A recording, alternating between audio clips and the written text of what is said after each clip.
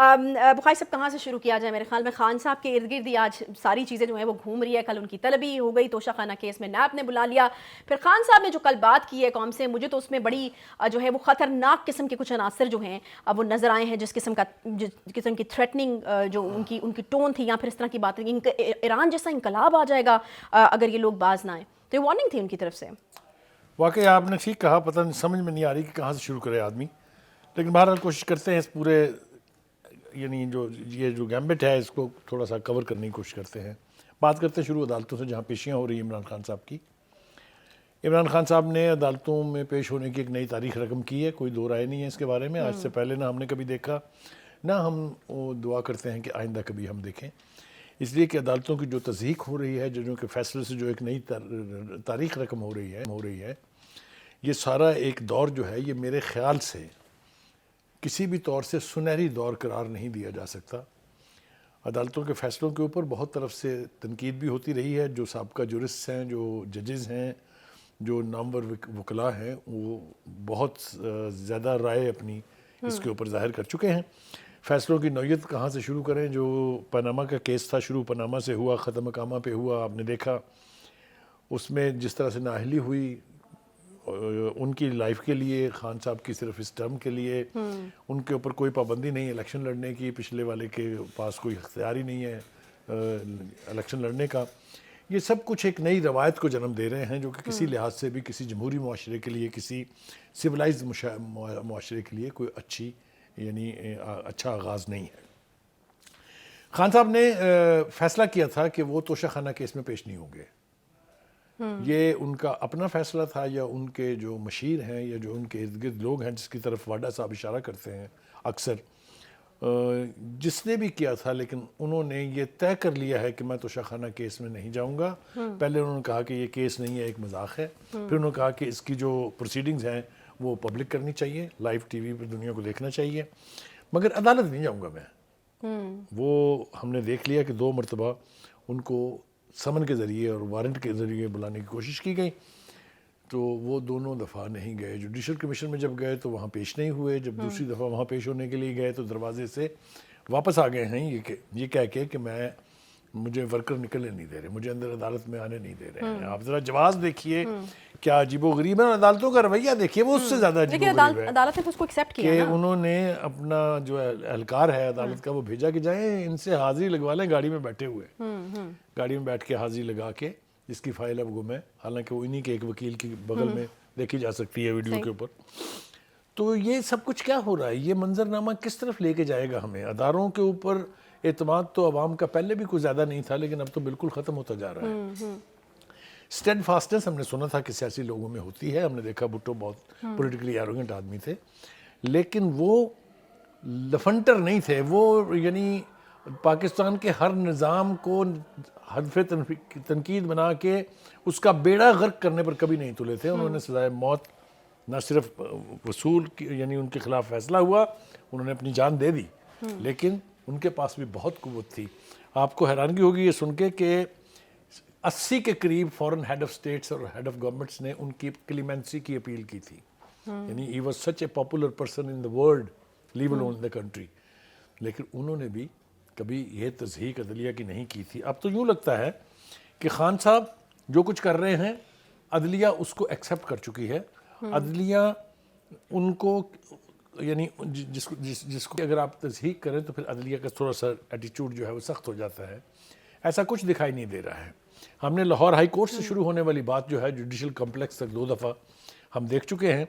جس تمطراق سے خان صاحب عدالت جاتے ہیں یہ تو ہم الیکشن ریلی میں بھی نہیں دیکھتے کبھی. آپ نے دیکھا کتنا طوفان بدتمیزی برپا کیا جب وہ پہلی دفعہ گئے تھے جوڈیشل کمپلیکس, پھر جب وہ لاہور ہائی کورٹ گئے تھے, جب وہ دوسری دفعہ لاہور ہائی کورٹ گئے ہیں.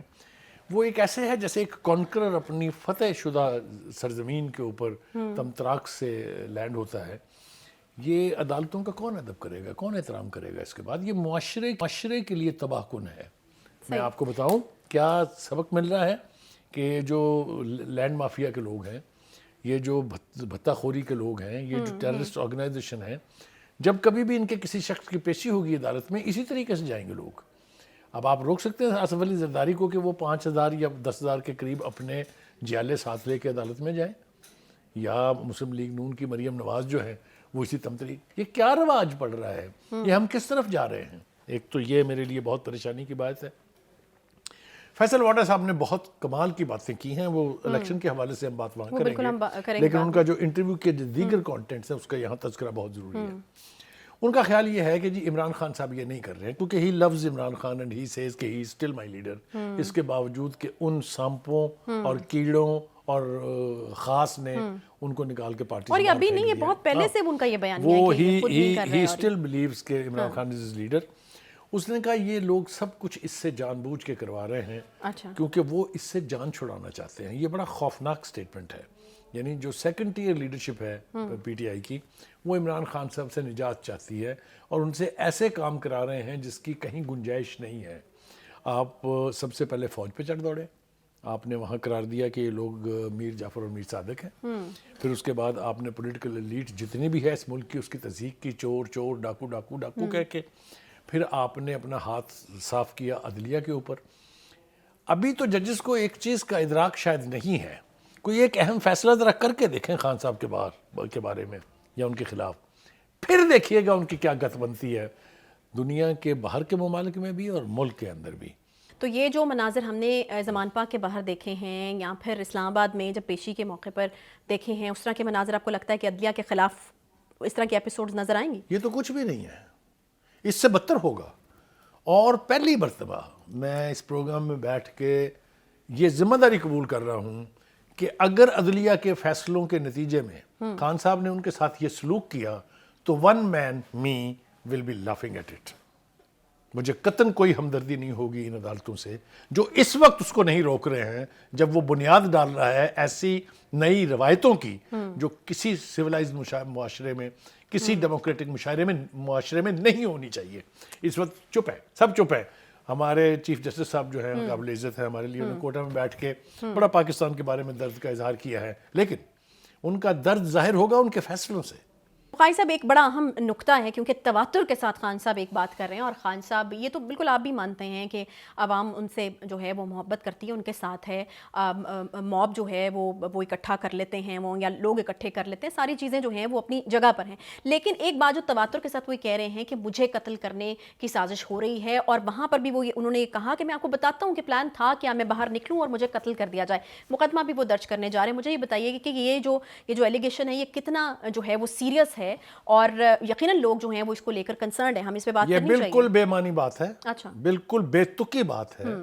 ایک طرف وہ دعویٰ کرتے ہیں کہ 24 کروڑ عوام ان کے ساتھ ہیں, پھر قتل کون کرنا چاہتا ہے ان کو؟ مجھے بتائیے, روس کو, امریکہ کو, برطانیہ کو ان کو قتل کر کے کیا ملے گا؟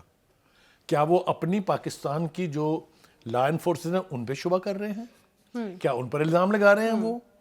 یہ جو قتل کا ڈرامہ ہے یہ دو وجہ سے ہے. ایک کہ عدالتوں میں پیش نہیں ہونا, ایک یہ کہ الیکشن جیتنے کے لیے اس قسم کے بیانیے کی ضرورت ہوتی ہے, اس لیے انہوں نے بنا لیا ہوا ہے. کوئی قتل نہیں کرنا چاہتا اس کو, ان کو.